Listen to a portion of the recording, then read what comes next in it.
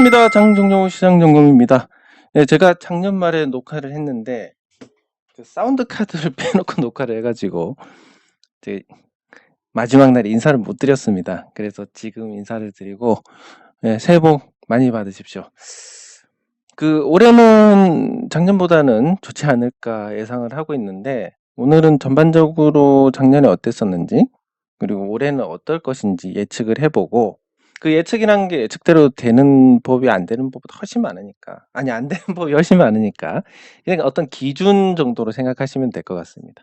그러니까 지금 주어진 이 정보를 토대로 이렇게 갈 것인데 중간에 변수가 생길 때마다 요 근거가 수정이 되면서 이 방향의 어떤 변화를 가져오는 이렇게 해서 기준을 잡아가는 정도면 괜찮은 도구가 될 것이고 예측대로 오늘 올해 올라간다고 했으니까 올해 질러야지.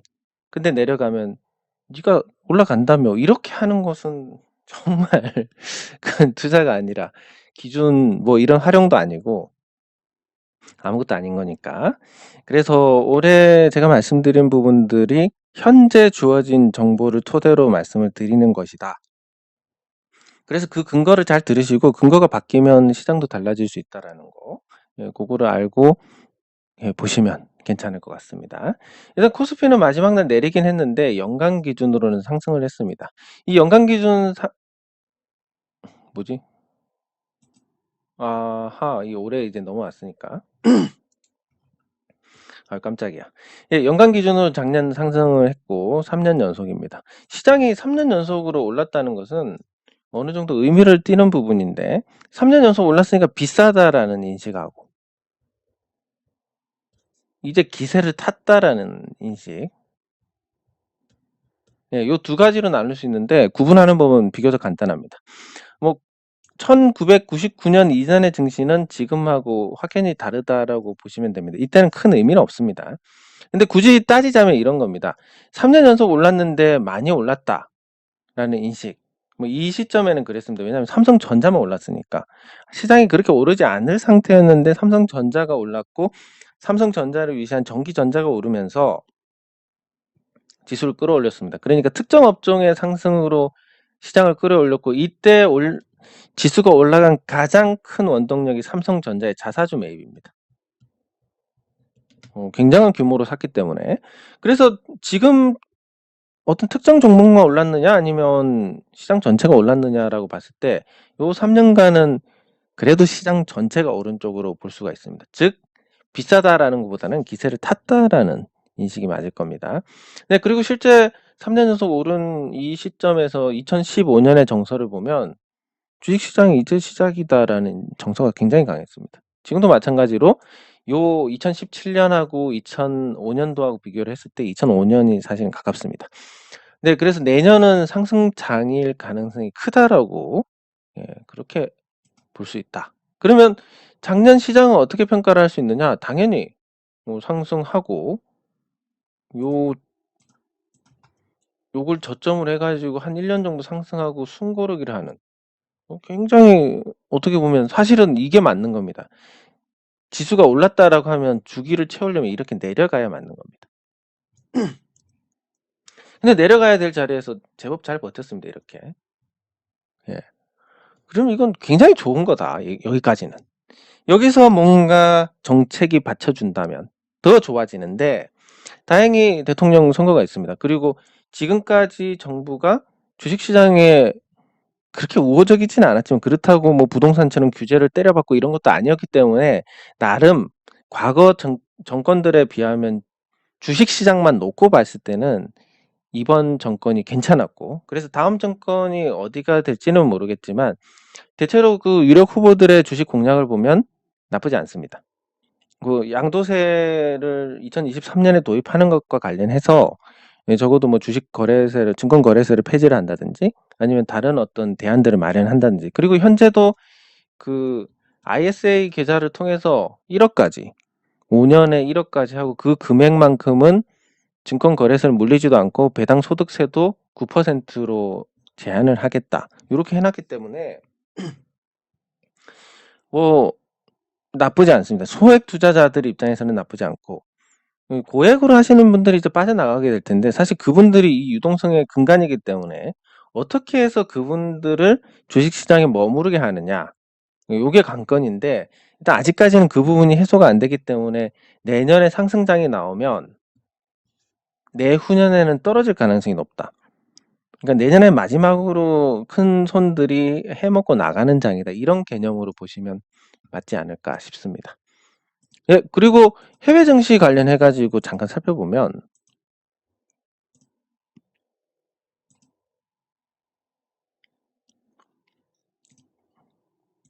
뭐 다우 지수를 놓고 봤을 때 이 다우 지수의 이 상승세를 보면 뭐 거침이 없습니다. 그냥 계속 올라간다고 생각해도 무방할 정도로 2008년 금융위기 이후에 예, 다우 지수가 6,000포인트까지 떨어졌다가 36,000을 찍었습니다. 6배가 상승했습니다. 지수가 6배 상승했으니까 다우 지수에서 밀리지 않고 버틴 종목들은 10배 이상 올랐을 겁니다. 2008년 금융위기 이후로. 그럼 미국 증시가 이렇게 10배, 6배, 뭐 10배 오른 적이 언제 있었느냐 보면 1980년대에 80년대에 지수가 1천선에서 1만선까지 도달했습니다. 한 20년 만에. 그래서 지금 상승장이 이어질 수 있을 것이냐. 이 봉이 길어지고 있다는 부분은 에너지를 많이 쓰고 있다는 거니까 조금 부침이 있을 수도 있겠지만 지금 어떤 해석을 해야 되느냐라고 보면 이게 그레이트 인플레이션이다. 그래서 실제로 미국이 금리 인상을 하고 그렇게 긴축을 단행했지만 올라갔습니다. 왜냐하면 경기가 회복했기 때문에. 마찬가지로 금융위기 이후에 돈을 풀고 그 금융위기 이후 그 전에 이 그레이트 인플레이션에 대해서 부작용이 크다. 통화 가치가 이렇게 떨어지다 보면 달러화의 어떤 기축통화 위상이 흔들리지 않겠느냐. 이렇게 해서 이제 그 인플레이션을 계속 용인하던 정책에서 이제 인플레이션 때려잡는 정책으로 바뀌었습니다. 이 아시아 금융위기 이후로. 그때부터 이제 현물은 무조건 올라간다. 새우깡 50원짜리가 지금 1,500원 하지 않느냐. 이런 논리가 안 먹혔던 게 2000년부터 2008년까지입니다. 실제로 이 기간 동안에는 다양한 어떤 그 전까지의 경제 논리라든지 아니면 그 전까지의 경제학 이론이라든지 이런 걸 벗어나는 일들이 많이 발생을 했습니다. 요때. 그리고 그 후유증까지 더하면 2016년까지 그런 일이 있었는데 이후에 이제 이 기조가 바뀌었다라고 볼 수가 있습니다. 그래서 그냥 사실은 인플레이션이 정상인 거고 요 아시아 금융위기부터 2008년 금융위기 이 직후부터 해서 이 영향력이 있는 이 기간 동안이 오히려 특이했던 경우고 계속 그냥 물가는 올라갈 것이고 거기에 대해서 한정된 자산은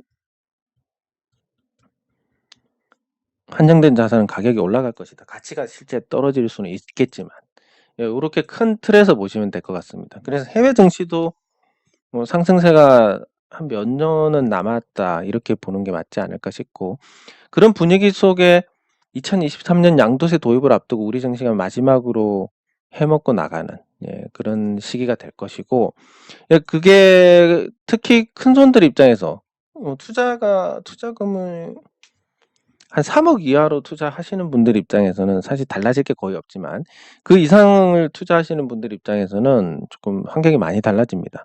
그래서 그분들이 빠져나가면서 코스닥도 상황이 많이 변하지 않을까. 그래서 큰 손들이 빠져나가면서 코스닥 종목들의 어떤 저평가 정도가 심해지고 옥석 가리기가 일어날 것인데 이미 그게 진행되고 있는 게 제약 바이오가 많이 떨어졌습니다. 실제로 이제 제약 바이오 중에서 멀쩡한 종목은 하나 남을 거라고 생각을 하는데 그런 경우가 그런 상황이 발생을 했을 때 제약 바이오도 이제 하나의 산업으로 인정을 받을 수 있을 것이지만 뭐 제대로 평가받을 수 있는 게 뭐 일반적인 제약 바이오 업체들 그냥 소매하고 뭐 그냥 해외 복제약 생산하고 라이센스 받아서 유통하고 이런 업체들 뭐 잘 쳐주면 뭐 한미약품 정도가 조금 뭐 개발 관련해서 시장에서 관심을 받을 수 있다라는 정도? 뭐 그 정도고 나머지는 다 거품이 거치게 될 것이고. 그러면 이제 종목으로 들어가면 삼성바이오로직스 입장에서는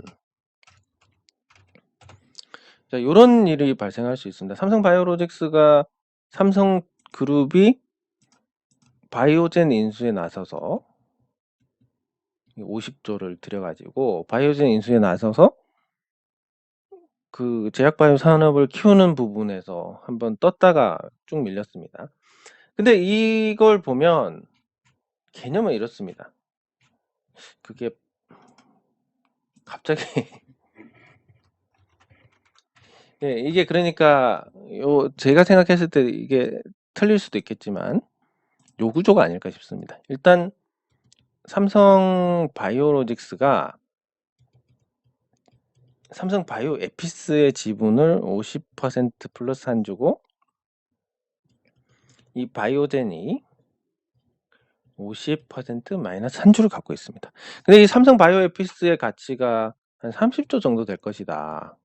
이미 바이오시밀러 6개 유통하고 있고 앞으로 나오는 바이오시밀러마다 자금을 투입해서 시장을 선점을 할 것이고, 그리고 일선병원에서도 그렇습니다. 그 모 회사는 샘플도 많이 주고 막 뿌리는 상황이고 삼성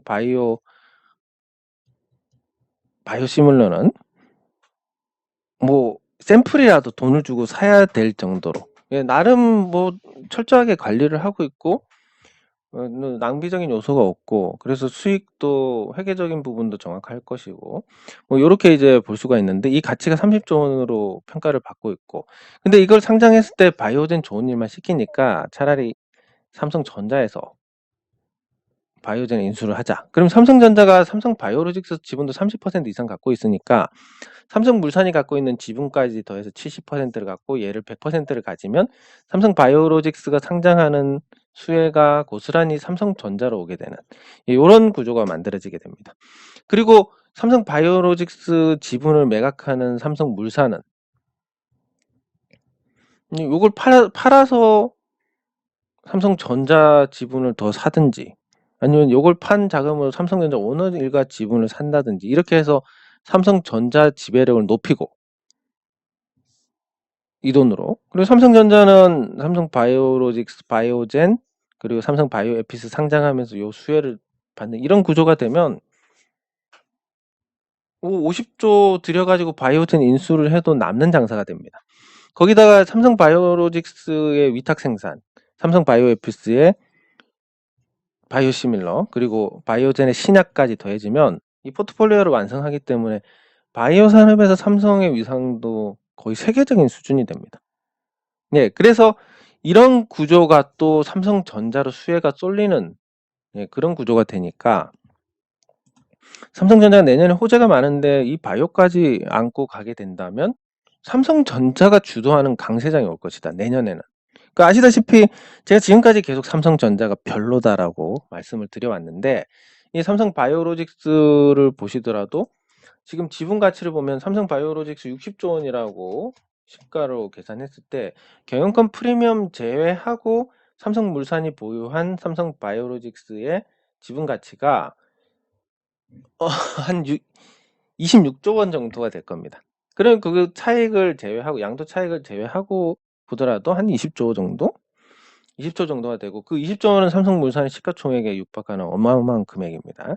그래서 삼성물산이 오너일가 지분을 사거나 삼성생명 지분을 사거나 뭐 요렇게 삼성생명이 보유한 삼성전자 지분을 사거나 해서 삼성전자에 대한 지배력을 단일화한다면 나쁘지 않은 거고, 삼성전자는 삼성 바이오로직스, 삼성 바이오에피스를 연결 기준으로 잡고 또 삼성 바이오젠 인수까지 한다면 삼성전자 산하의 세계적인 제약 바이오 업체가 자리를 잡는 거니까 그것도 굉장히 긍정적입니다. 그러면 미래 산업에 있어 가지고 어쨌든 성장 산업에 있어서 바이오 그리고 2차 전지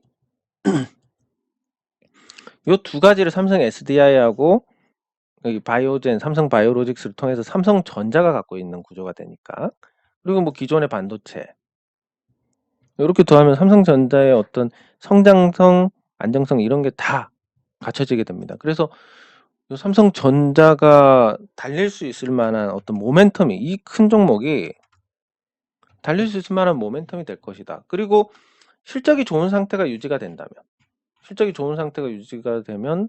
자사주 매입을 할 것인데 그 잉여 배당을 주고 남은 금액을 자사주 매입을 할 것인데 그렇게 봤을 때 삼성전자의 어떤 주가 흐름이 굉장히 좋은 방향으로 가지 않을까. 그래서 오르고 2년 정도 쉬었는데 일정 이익의 패턴으로 올라갈 수 있지 않을까라는 긍정적인 시각을 가질 수가 있습니다. 그래서 내년 삼성전자가 일정 이익이 아니고 이게 지금 없어야 되는데 일정 1억으로 가는, 하루 한 해 쉬고 다시 올라가는 이런 구조를 만들 수 있고, 삼성전자가 10만 원 넘어가면 200만 명 이상의 개인 투자자들이 주식으로 수익을 맛보게 됩니다. 제가 주식 투자를 시작한 이래 이렇게 많은 투자자들이 수익을 본 사례가 없습니다. 단일 종목으로는 제일 컸던 게 SK 하이닉스인데 30만 명이 보유를 한 상태에서 SK 하이닉스 주가가 올랐고 나중에 이제 뜯어보니까 10만 명이 남았더라. 20만 명은 오를 때 내리고 나머지 10만 명은 뭐 손바뀜이 있었을 거니까 한 2, 3만 명 정도는 큰 수익이 났을 텐데 뭐 이때하고 비교하더라도 거의 뭐 한 7, 8배 수준의 주주들이 큰 수익을 안 보게 될 것이다.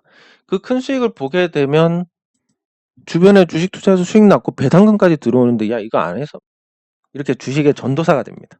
그런 사람들이 들어와서 삼성전자가 오버슈팅이 나오고 그 삼성전자의 유동성 살점을 뜯어먹으면서 나머지 종목들이 올라가는, 그것도 시장의 유동성이 무분별하게 공급된 건 아니기 때문에 같이 실적이 따라오는 종목들만 상승하는, 그래서 건강한 장세가 펼쳐지면서 올해 말까지 대세 상승장이, 하반기에 대세 상승장이 나오는 그런 그림을 그려볼 수 있으니까 올해 상반기에는 원금을 지키는데 초점을 맞추고 하반기에는 유감없이 지르는, 물론 어떤 변수가 없다면 이런 대응을 한다면 굉장히 좋은 성과가 있을 거라고 봅니다. 네, 그러면 댓글 확인하도록 하겠습니다. 사실 제가 댓글 확인도 다 했었는데 또 실수해서 다시 하게 됐습니다. 요거는 제가 안 했구나. 예, 감사합니다. 네, 감사합니다. 예, 새해 복 많이 받으시고 감사합니다.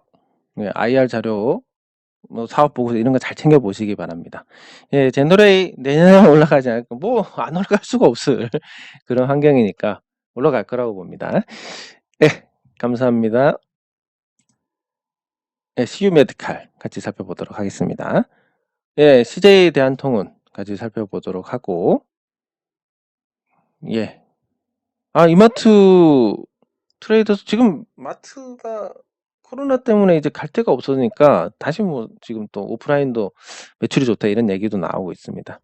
예, 제너레이도 보고 이마트도 보고, 예, 감사합니다. 예, 감사합니다. 감사합니다. 예, 감사합니다. 예, 포스코도 볼 텐데 간단하게 설명을 드리면 제 경험을 토대로 말씀드리는 거기 때문에 뭐 반드시 맞는 건 아니지만 아마 대체로 맞을 겁니다. 이 큰 회사들, 큰 기업들은 안 보여주지는 않습니다. 보여줍니다. 그러면 절차를 굉장하게 복잡하게 둡니다. 뭐냐면 주주인 걸 증명해라. 그러면 요거를 단순히 잔고 증명서를 떼가서는 안 되고 증권사의 소유자 증명원, 증권사 통해서 소유자 증명서를 떼야 됩니다. 소유자 증명서를 떼고 그리고 이제 가면 이 개인 정보 때문에 파일로 주지는 않습니다. 그럼 이 주주 명부를 열람을 할 수 있게 하고 이 열람 등사, 그러니까 사진을 찍어가든지 복사를 하는 것까지는 허용을 해줄 겁니다. 근데 예를 들면 포스코 같은 경우는 주주가 한 10만 명 정도 되면 주주 명부 굉장히 두꺼울 텐데 그 주주 명부를 다 혼자서 복사를 한다? 상당히 힘들지 않을까 싶고, 파일을 받으면 뭐 많은 순서대로 이렇게 볼 수 있겠지만 그냥 단순히 무작위로 이렇게 주주가 있었을 때 과연 그걸 보고 무엇을 할 수 있을 것이냐. 하루 종일 거기 앉아서 주식 많은 분만 이렇게 발췌를 한다? 하루에 끝날지도 모르겠고, 그러면 그 관리하시는 분이 거기 같이 감독을 하시면서 하루 종일 거기 있어야 되는데 아무래도 사람 심리가 미안할 수밖에 없는 거고, 그분한테. 그분이 무슨 잘못이 있겠습니까? 담당자분께서. 그럼 실제로 이걸 본다고 해도 과연 쓸 수가 있을 것이냐에 대해서 조금 회의적인 부분이 있습니다. 예. 그러니까 보시는 건 아마 가능합니다. 열람은 하실 수 있을 거고 회사에서 주주인 걸 증명할 만한 걸 하고 그다음에 제출을 하고 그다음에 약속을 잡고 그리고 그 약속 일자에 방문을 하셔 가지고 열람을 하시는. 예. 근데 이걸 뭐 사진도 찍고 필요하면 복사도 할 수도 있겠지만 너무 양이 많다 보니까 그리고 이게 순서대로 안 되어 있다 보니까 이걸로 할 수 있는 부분들이 굉장히 한정적일 것이다. 예, 그래서 이걸 보여 달라고 하시면 볼 수는 있겠지만 그걸 가지고 뭔가 활용을 할 수 있는 부분 그리고 주식이 많은 분을 찾아 가지고 뭔가를 또 그분하고 접촉을 하려고 하는 부분 등등은 예, 굉장히 어렵지 않을까 생각을 해 봅니다. 네. 그러면 CU 메디칼 보도록 하겠습니다.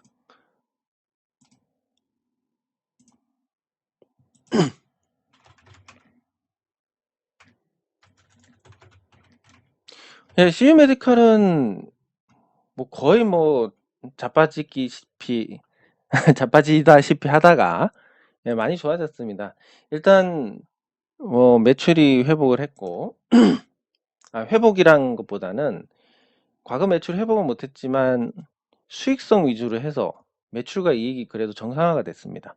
그래서 매출이 한 350억 정도까지 늘어나지 않을까 올해.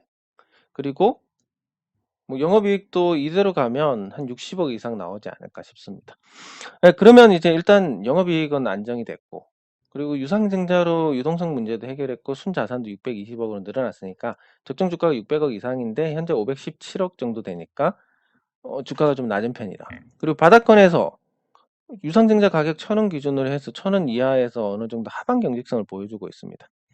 그러면 이런 종목들은 이제 1,000원까지 오면 샀을 때 큰 리스크가 없습니다.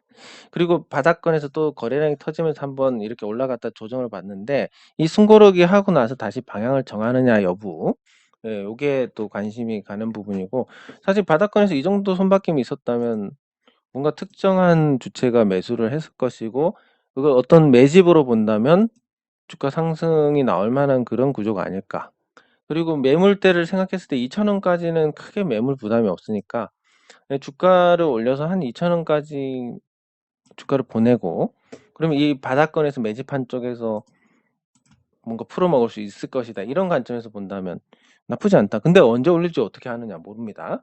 모르고 지금 접근할 수 있는 것은 뭐 많이 들어왔으니까 언젠가는 올릴 것 같고 그게 지금 가격이 적정한 주가가 한 1,200-1,300원 정도 되는데 그거보다 낮은 가격이고 뭐 그러니까 그냥 싸니까 한번 사보고 기다려본다. 이런 정도의 접근은 괜찮지 않을까 싶습니다. 네, 전망으로 본다면 지금보다 나아지는 상황이 되겠지만 그게 언제일지는 모를 것 같고 다만 실적도 좋아지고 조금씩 안정을 찾고 있으니까 그렇게 오래 걸리지는 않을 것 같다. 이런 정도로 보시면 될 것 같습니다. 예, 그리고 CJ 대한통운 자, CJ 대한통운 주가가 많이 내렸습니다. CJ 대한통운이 점유율을 확대를 하고 그 택배 시장 거의 절반을 차지했는데 예, 그럼에도 불구하고 주가가 내렸다. 이거는 거의 뭐 파업의 영향이 크다라고 볼 수 있습니다. 현대차는 파업에도 안 내리던데요. 현대차는 사실상 국내 독점 기업입니다. 파업해서 한 달 생산을 못 하더라도 국내 재고가 그만큼 줄어드는 정도? 그리고 뭐 연례 행사기 때문에 여기에 대해서 어느 정도 대비도 돼 있고 뭐 그런 부분들이 시장에 새로운 충격을 주지도 않습니다. 근데 CJ 대한통운은 조금 다른 게 현대차는 사실상 독점 입장이니까 이 파업의 어떤 재고 조정만으로도 손실을 최소화할 수 있지만 CJ 대한통운은 바로 반응이 나옵니다. 지금 뭐 CJ보다 롯데하고 그리고 한진택배가 아직 남아 있는 것 같은데 한진택배하고 우체국 등등 이런 제법 경쟁할 수 있는 위치에 있는 업체들이 CJ가 파업을 하게 되면 당장 배송이 안 되니까 판매자 입장에서 어떻게 됩니까? 받는 사람한테 욕 바가지로 얻어먹게 됩니다. 왜 배송 안 오냐고. 이렇게 근데 배송 안 오는 것 중에도 신선식품 같은 것도 있을 텐데 뭐 냉동식품인데 배송 한 2-3일 있다고 오면 안에 아이스박스가 있더라도 아이스박스에 뭐 아이스팩이 있더라도 다 녹아서 옵니다. 못 먹습니다, 그렇게 되면. 뭐 그런 상황이 발생을 하게 되고 그러면 판매자 입장에서도 뭐 어쩔 수 없다. 롯데로 넘어가든지 우체국으로 가든지 한진으로 가든지 대량 발송자가 바뀌게 됩니다. 그러면 점유율이 팍 떨어지게 됩니다. 점유율이 많이 떨어지면 규모의 경제에서 오는 이점이 사라지게 되고 그래서 점유율 50%에서 만약에 30%가 되고 이번 파업으로 롯데가 올라가서 30이 되고 한진이 30이 된다. 이러면 이런 경쟁 구도에서는 영원히 수익을 내기가 어려운 큰 수익을 내기가 어려운 그런 상태가 됩니다. 그런 상태가 되면 당연히 기업 가치는 할인이 될 수밖에 없는 거고. 선진화된 시장에서 가장 큰 악재가 결국은 경쟁입니다. 그 경쟁을 상쇄할 수 있는 게 인플레이션. 자산만 들고 잡고 경쟁을 하더라도 본전치기만 하더라도 내가 갖고 있는 땅, 내가 갖고 있는 공장이, 내가 갖고 있는 설비의 가치가 가격이 올라가게 되면 그걸로 버텨가는 게 이제 인플레이션인데 인플레이션 환경이 아주 굳어진 상태가 아니라면 이 경쟁은 정말로 쥐약입니다. 그래서 CJ 대한통운이 거의 가점을 하면서 시장을 장악해 나가고 있는 과정에서 택배 노조의 파업, 뭐 그게 정당하다 안 하다 저는 모르겠지만 그냥 시장 관점에서 본다면 큰 악재일 수밖에 없다. 그래서 주가가 내린 게 합당한 이유다라고 그렇게 평가를 할 수 있겠습니다. 네, 그리고 이마트. 네, 이마트는 이제 올해입니다. 올해 스타벅스 코리아 상장하고 그리고 또 SSG닷컴 상장하게 될 건데 스타벅스는 이름을 바꿔서 상장하게 될 겁니다. 그 스타벅스 지분이 없으면 스타벅스라는 이름을 쓸 수가 없으니까. 근데 수익성은 오히려 개선이 될 겁니다. 첫 번째로 그 사용료, 로열티 사용료를 줄일 수가 있고 그리고 두 번째는 스타벅스 그 카드 많이 쓰시고 저도 선물로 많이 받아서 아주 감사한 마음인데 그 스타벅스 그러니까 페이 그 금액이 5년 있으면 이제 증발하는 경우가 있습니다. 그게 비율이 한 5에서 6% 정도 된다고 하는데 지금 이 페이에 그러니까 스타벅스 상품권 관련된 금액이 거의 2천억 정도 될 겁니다. 1,800억 이상이니까. 2천억인데 이제 5년 지나서 쓰지 않는 금액들이 나오게 되면 5%만 잡아도 100억입니다. 연 100억의 이익도 추가가 되고. 그리고 스타벅스가 항상 그렇지만 그 올해 건설에 관심이 있으신 분들 이런 거 아실 겁니다. 힐스테이트. 올해 분양에서 힐스테이트 분양이 굉장히 많이 나오고 있습니다. 왜? 힐스테이트 그러니까 현대 엔지니어링인데 현대 엔지니어링이 상장하기 전에 힐스테이트 통해서 시공 수주를 많이 해서 최대한 부풀려서 상장을 하기 위한 그런 목적일 거라고 추정은 하는데 마찬가지로 스타벅스도 앞으로 요지마다 스타벅스를 더 지어서 지금보다 훨씬 많은 밀도로 지어 나가면서 최대한 가치를 부풀릴 겁니다. 상장하기 전에. 그래서 그런 관점에서 일단 스타벅스가 상장하면서 이마트가 회수할 수 있는 자금이 늘어나고 두 번째 SSG닷컴 상장하면서 또 회수를 해서 시장에서 쿠팡 비교해서 상장하면 뭐 인수자금 다 회수할 수도 있을 것 같은데 그렇게 해서 이마트가 자산을 훨씬 더 보강하면서 알짜 자회사를 2개 이렇게 거느리고 있게 된다면 과연 지금의 시가총액 4조 갖고 말이 되느냐? 아니 대주주가 많이 갖고 있으니까 이거 뭐 어차피 안 돼서 그런 거 아니냐라고 할 수도 없는 게 지분율이 28%밖에 안 됩니다. 뭐 정말로 이런 큰 자산을 갖고 있는데 주가도 싸다? 그럼 글로벌 자금들 중에서 소위 말하는 그런 그 행동주의 펀드 같은 데서 충분히 이건 건드릴 수 있는 특히 뭐 자사주 매입이나 아니면 배당 같은 거 주주 환원에 소홀하면서 실적이 잘 나오게 되는 그런 상황에 직면하게 된다면 사실 국민연금도 이걸 찬성하기 어렵습니다. 국민연금이 지금 11% 이상 갖고 있으니까 행동주의 펀드가 5%만 사서 국민연금하고 합세를 하면 뭐 장담할 수 없는 상황이 되니까 뭐 이런저런 이유를 생각해 보더라도 이마트는 내년에 굉장히 선방하지 않을까 그렇게 예상을 할 수 있습니다. 네, 그래서 이마트에 대한 전망도 굉장히 좋고 뭐 당장 안 움직여서 재미가 없는 거지 지금 산다 그러면 뭐 편하게 살 수 있는 그런 금액으로 볼 수가 있겠습니다.